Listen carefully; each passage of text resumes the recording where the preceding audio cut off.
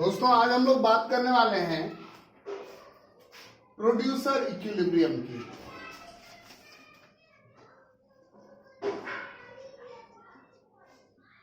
आप बोलिएगा कि सर ये इक्विलिब्रियम क्या होता है? तो ये इक्विलिब्रियम जो है इसको बोलते हैं अ सिचुएशन ऑफ रेस्ट और सिचुएशन ऑफ रेस्ट या सिचुएशन ऑफ नो चेंज। जब जो कंसर्न पार्टी है वो कोई चेंज नहीं चाह रहा। प्रोड्यूसर इक्विलिब्रियम से पहले मैं थोड़ा सा कंज्यूमर इक्विलिब्रियम के बारे में बात करूंगा। कंज्यूमर इक्विलिब्रियम के बारे में आपने कुछ एक कंसेप्ट पढ़ रखे हैं। अगर TUMU अप्रोच देखें, अभी मैं बात कर रहा हूं कंज्यूमर इक्विलिब्रियम की, डोंट गेट कंफ्यूज, मैं प्रोड्यूसर इक्विलिब्रियम पे भी आऊंगा। तो अगर TUMU अप्रोच की बात देखें तो वहां पर क्या होता है कि MUX by P of X equals MUM, marginal utility of good X divided by price of good X equals marginal utility of money. या एक ऐसा सिनेरियो जहां पर टोटल यूटिलिटी मैक्स हो और मार्जिनल यूटिलिटी जीरो हो तो कंज्यूमर इक्विलिब्रियम अटेन होगा। ये वन कमोडिटी केस है। टू कमोडिटी केस में MUX divided by P of X equals MUY divided by P of Y equals MUM। अब ये जो नोशन है इसको घुमा करके एग्जाम में पूछते हैं। कैसे घुमाते हैं? वो बोलेंगे कि एक कंज्यूमर है, वो अपने इनकम को सिर्फ दो वस्तुओं पे खर्च कर रहा है और एक ऐसा सिनेरियो आ गया है कि जहां पर ये सिनेरियो हो रखा है। तुम कंज्यूमर को क्या सलाह दोगे? हम कंज्यूमर को सलाह देंगे कि भैया मोर ऑफ गुड एक्स खरीदो। ज्यादा खरीदोगे तो law of diminishing marginal utility लगेगा। Law of diminishing marginal utility लगेगा तो यूटिलिटी जो है वो कम हो जाएगा और अल्टीमेटली ये इक्वालिटी का सिचुएशन आएगा। इसी चीज को ऐसे भी पूछता है।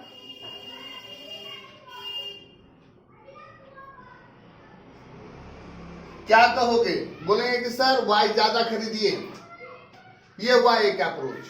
दूसरा अप्रोच है DDSS अप्रोच, डिमांड कर वैसा है, सप्लाई कर वैसा है।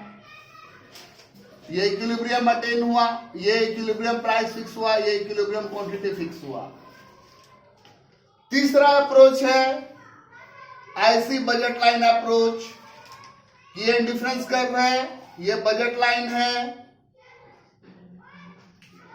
बजट लाइन इंडिफरेंस कर्व के लिए टेंजेंट बन जाए, slope of IC equal slope of budget line हो और इंडिफरेंस कर्व ओरिजिन के लिए कन्वेक्स हो तो कंज्यूमर इक्विलिब्रियम आएगा। आप बोलेगा सर शुरू किए थे प्रोड्यूसर इक्विलिब्रियम बताना, ये कंज्यूमर इक्विलिब्रियम बोले जा रहे हैं। नहीं भैया, वहां भी आते हैं। प्रोड्यूसर इक्विलिब्रियम के लिए जो सिनेरियो है वो इस टाइप का है।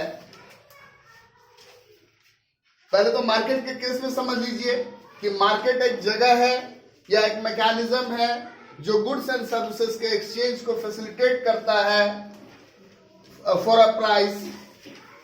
मार्केट जो है दो तरीके का है, परफेक्ट और इम्परफेक्ट। मार्केट के बारे में ऑलरेडी एक वीडियो डाला जा चुका है, एक नहीं कई एक वीडियो हैं, आप देखिए उनको। और परफेक्ट कंपटीशन में TR कर्व ऐसा होता है। परफेक्ट कंपटीशन जो है उसमें फर्म जो है वो प्राइस टेकर होता है। There are so many buyers and sellers, कोई रिस्ट्रिक्शन नहीं होता है, फ्री एंट्री एंड एग्जिट होता है, कोई सेलिंग एंड डिस्ट्रीब्यूशन कॉस्ट नहीं होता है। ये TR कर्व है, यही AR कर्व है, यही MR कर्व है, यही प्राइस कर्व है। मार्केट प्राइस तय करती है, आप बेचो जितना बेचना है। जो मोनोपोली है वहां पर क्या होता है कि आप दाम कम करके ही ज्यादा बेच सकते हो। ओके, मैं बहुत ज्यादा डिटेल में इसके नहीं जा रहा हूं, मैं ऐसे समझा रहा हूं कि TR कर्व है, ये AR MR कर्व है। इक्विलिब्रियम का दो अप्रोच है कि TR और TC कर्व के बीच का गैप जहां पर मैक्सिमम हो, ये TC कर्व है। आप देख रहे हैं ये पॉइंट पे TR और TC काट रहा है, ये ब्रेक इवन पॉइंट है। यहां से अगर इस नंबर के बाद अगर आप आउटपुट बना रहे हैं तो आपका ये प्रॉफिट का जोन है, और जहां पर प्रॉफिट सबसे ज्यादा होगा वही इक्विलिब्रियम लेवल ऑफ आउटपुट होगा। एमआरएमसी के केस में क्या है कि एमआर कर्व को मार्जिनल कॉस्ट कर्व काटे नीचे से, काट तो यहां भी रहा है लेकिन यहां से राइजिंग एमसी कर्व जब एमआर कर्व को काटता है तो इक्विलिब्रियम अटेन होता है। ना मैं मार्केट, ना मैं कॉस्ट, ना मैं और बाकी चीजों के बहुत ज्यादा डिटेल में जा रहा हूं। राइट नाउ मेरा फोकस है कि मैं आपको इसको न्यूमेरिकल तरीके से समझाऊं। आइए कुछ एक न्यूमेरिकल लेते हैं और उसके मदद से चीजों को समझने का, चीजों को जानने का प्रयास करते हैं। हमारा एक क्वेश्चन है कि वहां पर क्या है, क्वेश्चन को मैं रिड्रॉ करता हूं, आप समझिए। आउटपुट दे रखा है, आउटपुट 1, 2, 3, 4 और 5। प्राइस दे रखा है, प्राइस क्या दे रखा है, 8, 7, 6, 5, 4। किसी ने भी मार्केट चैप्टर को सही से पढ़ा है और जिसको नोशन है वो ऐसा प्राइसिंग देखते हुए बोल देगा कि सर ये जो चीज है ये लग रहा है कि ये मोनोपोली का सिचुएशन है जहां पर आप प्राइस को कम करके ही ज्यादा बेच पा रहे हो। ये मोनोपोली में फीचर होता है। अगर प्राइस दिया हुआ है और टोटल कॉस्ट दिया हुआ है, टोटल कॉस्ट दिया हुआ है 6, 11, 15, 20 और 26। हम टोटल रेवेन्यू निकाल लेते हैं। एक पीस बेच रहे हो 8 रुपए के दर से, भैया कितना पैसा आएगा, 8 रुपया। 2 पीस बेच रहे हो 7 रुपए के दर से, कितना पैसा आएगा, 40। 3 पीस बेच रहे हो 6 रुपए के दर से, कितना पैसा आएगा, 18।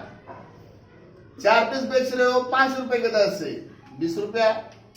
5 पीस बेच रहे हो 4 रुपए के दर से, कितना, 20 रुपया। ठीक। अब हम एमआर निकाल रहे हैं, marginal revenue. MR TRN minus TRN minus 1, शुरू में 8 ही हो जाएगा। 14 में से 8 गया तो 6, 18 में से 14 गया तो 4, 20 में से 18 गया तो 2, 20 में से 20 गया 0। मार्जिनल कॉस्ट निकाल ले रहे हैं। 6, 11 में से 6 गया 5, 15 में से 11 गया 4, 20 में से 15 गया 5, 26 में से 20 गया 6। मुझे बताओ कि ऐसा कौन सा जगह है जहां पर एमआर एमसी के बराबर है। तो आप बोलोगे सर यहाँ 4 हुआ है, तो उसके करस्पॉन्डिंग आउटपुट क्या है, आउटपुट है 3। तो इक्विलिब्रियम क्वांटिटी क्या होगा, इक्विलिब्रियम क्वांटिटी हो जाएगा 3। इक्विलिब्रियम क्वांटिटी कितना हो जाएगा, 3।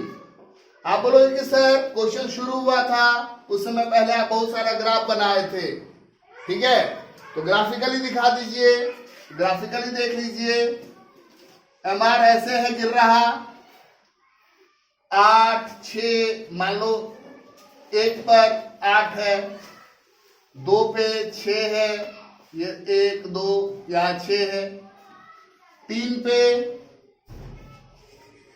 4 है, 4 यूनिट पे 2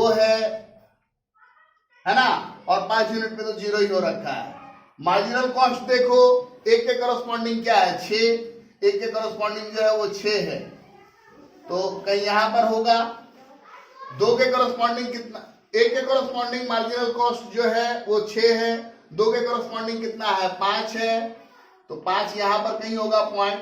3 के करस्पॉन्डिंग क्या है, तो 4 है, यहां पर होगा पॉइंट, इस तरीके से।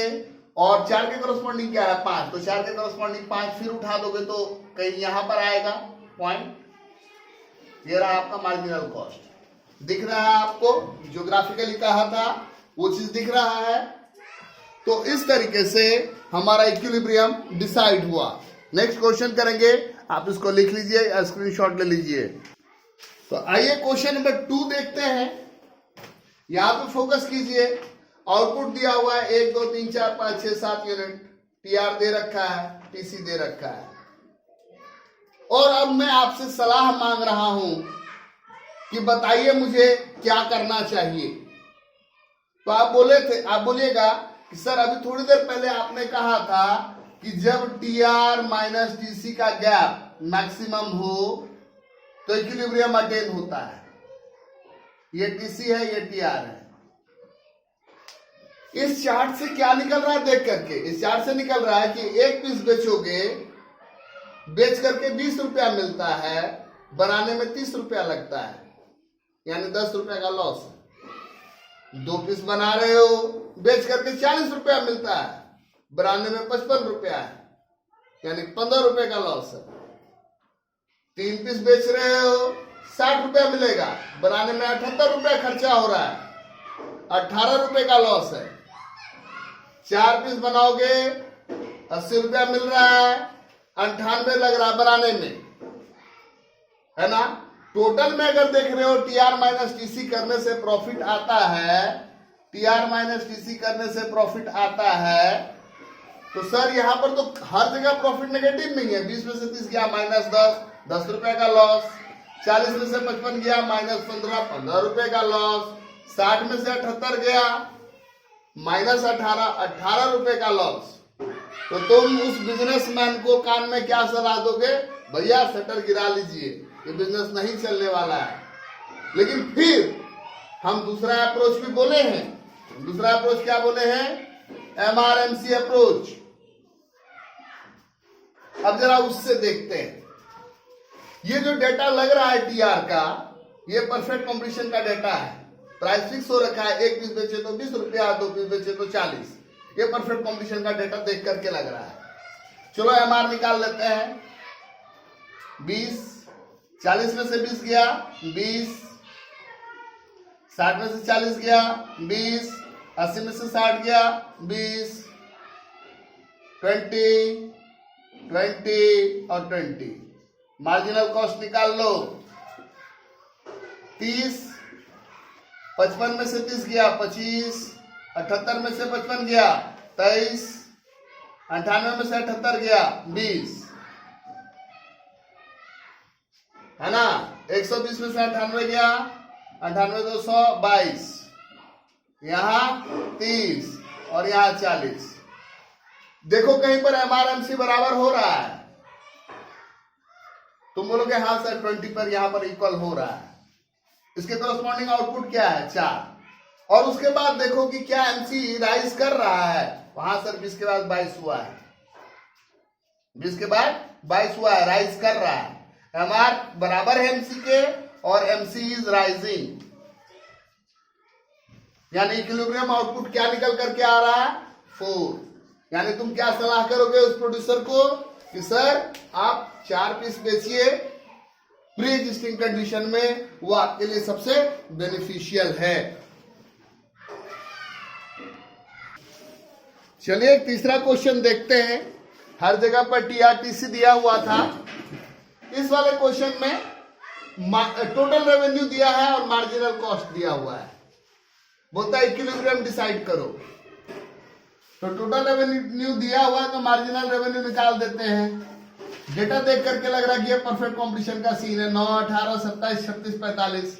मार्जिनल रेवेन्यू निकालो तो 9, 18 में से 9 गया तो 9, 27 में से 18 गया तो 9, 9, 9। मार्जिनल रेवेन्यू का ग्राफ खींच लो। अब मार्जिनल कॉस्ट तो दे ही रखा है, ग्राफ पे प्लॉट कर दो। जब एक आउटपुट है तो उसमें मार्जिनल कॉस्ट है कितना? 15। 1 पे 15, 2 पे कितना है? 8, तो 9 से नीचे आ जाएगा कहीं पर 8। 3 पर कितना हो रखा है? 3 आउटपुट पे यहाँ MR है 9, MC है 9, इक्वल कर दो। 4 के लिए कितना है MR? मार्जिनल कॉस्ट 10, ऊपर बढ़ा दो। और 5 के लिए तो और भी ऊपर है ना, 11 और भी ऊपर हो गया। क्या देख रहे हो? कहां पे काट रहा है मार्कर को? MC कर। बोलोगे सर यहां भी काट रहा है ना, यहां डाउन जाते वक्त काट रहा है। लेकिन राइजिंग कब है? तो राइजिंग सर 3 नंबर के लिए है। तो इक्विलिब्रियम क्या हो जाएगा? इक्विलिब्रियम हो जाएगा 3 यूनिट। 3 यूनिट बनाइए और इक्विलिब्रियम आ जाएगा फर्म का। तो इस वाले क्वेश्चन में क्या है कि तुमको प्राइस दे रखा है, टोटल कॉस्ट दे रखा है, बोलता है इक्विलिब्रियम बताओ। तो 15 रुपया दाम है, एक पीस बेच रहे हो, तो टीआर कितना हो जाएगा 15, और कॉस्ट कितना है 14 रुपया।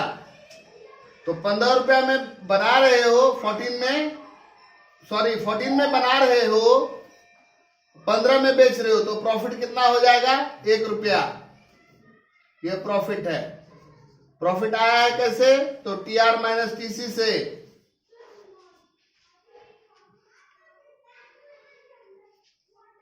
दाम क्या है 16, 2 पीस बेच रहे हो, तो total revenue 32। TR minus TC करोगे तो 8 रुपया। दाम क्या है 3, बेच रहे हो 3 बेच रहे हो, क्वांटिटी दाम है 17, 51 माइनस 30 21 रुपया। इसी तरीके से ये 72 और 72 में से क्या बन गया तो 21। यहां 95 में से 75 गया 20। अब बोलोगे कि सर यहां तो दो जगह प्रॉफिट सेम है, 3 यूनिट में भी प्रॉफिट है 21 रुपया, 4 यूनिट में भी प्रॉफिट है 21 रुपया, तो क्या करें, क्या सलाह दे प्रोड्यूसर को। तो प्रोड्यूसर को यही सलाह देंगे कि जब 3 में भी सेम है, 4 में भी सेम है, 4 यूनिट बेचो।